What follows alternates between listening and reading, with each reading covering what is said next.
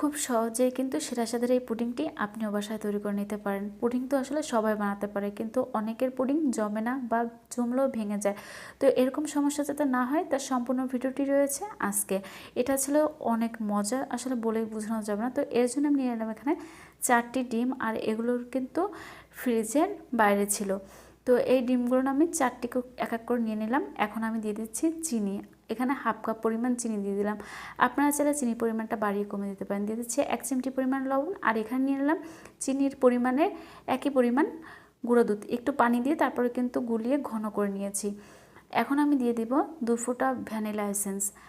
এখন আপনারা যারা গুঁড়ো দুধটা থাকে না তারা আসলে এখানে তরল দুধটা ঘন করে ঠান্ডা করে তারপরে দিতে পারেন। তো একটু ভালো করে ফেটে নিলাম, একটা সাইডে করে নিচ্ছি। আর এখানে নিলাম পুডিংয়ের বাটি। আমি কিন্তু এই ডিম দুধের মিশ্রণটা করার পরেই কিন্তু ক্যারামেলটা করে নিয়েছি, নাহলে কিন্তু আগে থেকে করে নিলে ক্যারামেলটা কিন্তু ফেটে যায়। তো এটা করার পরে কিন্তু হালকা গরম অবস্থায় কিন্তু আমি আসলে এই ক্যারামেলটা করে নিয়েছি, আর পুডিংয়ের লেয়ারটা ভালো করে ছেঁকে নিলাম। তো এর কারণে কিন্তু পুডিংটা ভালো হবে। এখন আমি আধা ঘন্টা চলে আসলাম ভাপে দেওয়ার জন্য। আজকে আমি রাইস কুকারে করছি, আপনারা সেটা প্রেসার করে হাঁড়িতেও করে নিতে পারেন।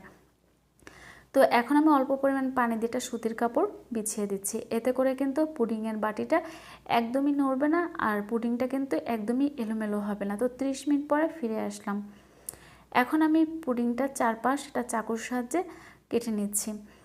এখন একটা প্লেটে আমি ট্রান্সফার করে নিচ্ছি, আর এটা একটু সাবধানের সাথে আসলে করতে হবে। তো আমি ঠান্ডা করে আসলে তারপরে নিয়েছিলাম।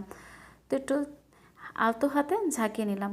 আর দেখুন মাশাআল্লাহ পুডিংটা কিন্তু অনেক সুন্দর হয়েছে। আর এটা দেখতে যতটা, খেতে কিন্তু অসম্ভব মজার। এটা না খেলে আসলে বুঝবে না যে কী লেভেলের ছিল এটা। তো ভিডিওটি যদি ভালো লাগে অবশ্যই লাইক আর সাবস্ক্রাইব করতে একদমই ভুলবেন না।